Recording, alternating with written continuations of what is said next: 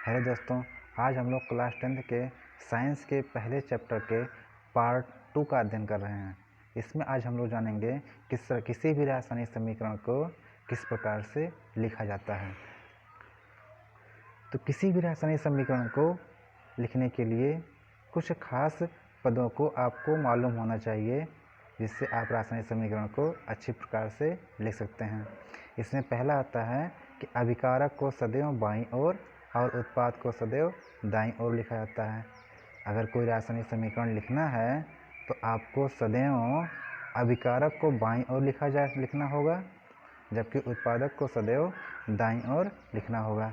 दूसरा है, अभिकारक और उत्पादक पदार्थों के बीच आगे की ओर तीर का चिन्ह लगाकर रासायनिक अपक्रिया की दिशा को दर्शाया जाता है।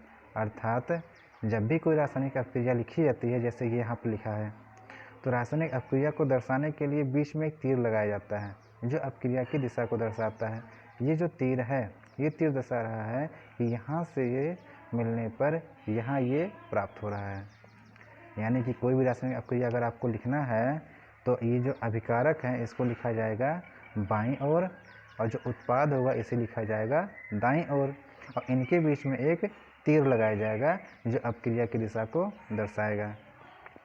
तीसरा पद है कि अभिकारकों और उत्पादों की भौतिक अवस्था, जैसे कि गैस हो गया, द्रव हो गया, ठोस हो गया या जलीय विलयन, इनको हम उनके साथ दर्शाते हैं।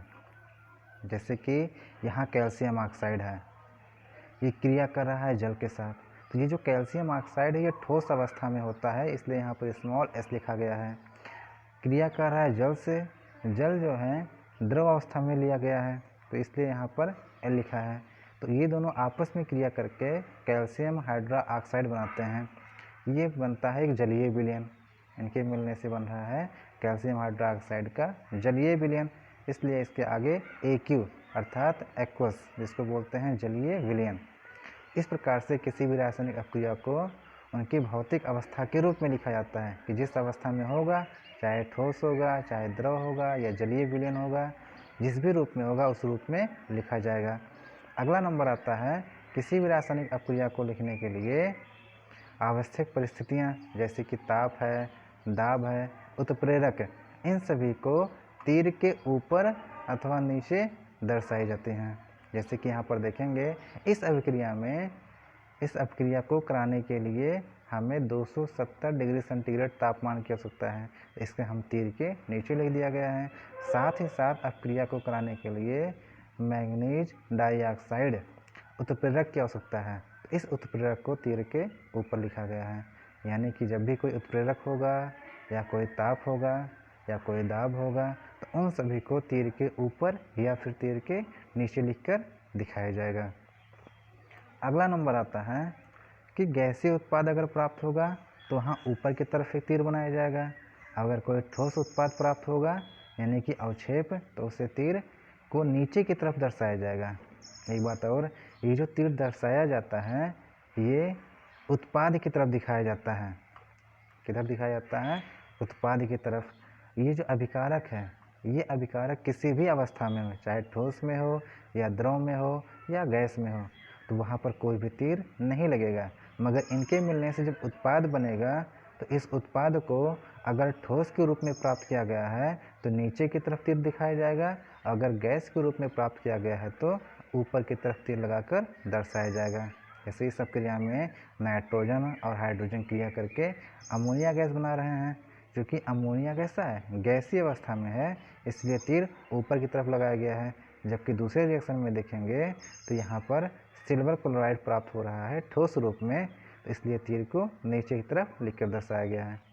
तो इस प्रकार से किसी भी रासायनिक अपक्रिया को हम लोग दर्शा सकते हैं। अब हम लोग आगे बात करते हैं असंतुलित रासायनिक समीकरण। यानी जब भी कोई रासायनिक समीकरण लिखा जाता है, जैसे कि यहाँ लिखा गया है, तो इस प्रकार के रासायनिक समीकरण को लिखने के बाद देखा जाता है कि परमाणुओं की संख्या दोनों तरफ बराबर है कि नहीं है। जैसे कि अभिकारक की तरफ जितने परमाणु हैं, क्या उतने ही परमाणु उत्पाद की तरफ हैं? अगर बराबर हैं तो अच्छी बात है, अगर नहीं है तो इस प्रकार के समीकरण को हम लोग असंतुलित रासायनिक समीकरण कहते हैं। जैसे कि इस अपक्रिया में देखेंगे तो यहाँ पर मैग्नीशियम ऑक्सीजन के साथ क्रिया करके मैग्नीशियम ऑक्साइड बना रहा है। इस अब क्रिया में दोनों तरफ अगर कंपेयर करेंगे तो मैग्नीशियम की संख्या दोनों तरफ 1 और 1 है, परंतु ऑक्सीजन को अगर देखेंगे तो अभिकारक की तरफ 2 परमाणु हैं, जबकि उत्पाद की तरफ 1 परमाणु है। यानी कि ये जो समीकरण है ये बैलेंस नहीं है। तो इसको हम लोग क्या करेंगे, बैलेंस करेंगे। तो इसको जब बैलेंस करेंगे यानी कि संतुलित करेंगे तो इस प्रकार के समीकरण को हम लोग संतुलित कह देंगे अगर बैलेंस हो गया तो। अगला है संतुलित रासायनिक समीकरण। ये क्या होता है, बस अभिकारकों और उत्पादकों में परमाणुओं की संख्या अगर समान हो गई है तो उसे कहेंगे हम लोग संतुलित रासायनिक समीकरण। जैसे कि यहाँ पर समीकरण बैलेंस नहीं था यानी कि संतुलित नहीं था, तो संतुलित करने के लिए हमने क्या किया, ऑक्सीजन जो है अभिकारक की तरफ 2 था जबकि उत्पाद की तरफ 1, तो हमने उत्पाद के आगे 2 से गुणा कर दिया। अब गुणा करने पर दोनों तरफ ऑक्सीजन की संख्या 2-2 बराबर हो गई। मगर अगर मैग्नीशियम को देखेंगे तो यहाँ उत्पाद की तरफ 2 हो गया है, तो इसको बैलेंस करने के लिए हम अभिकारक की तरफ जो मैग्नीशियम है इसके आगे भी 2 से गुणा कर देते हैं। तो इस प्रकार से पूरा रासायनिक समीकरण में जितने भी परमाणु हैं अभिकारक की तरफ या उत्पाद की तरफ दोनों तरफ परमाणु की संख्या बराबर हो गई है। तो इस प्रकार के समीकरण को संतुलित रासायनिक समीकरण कहते हैं। Thank you.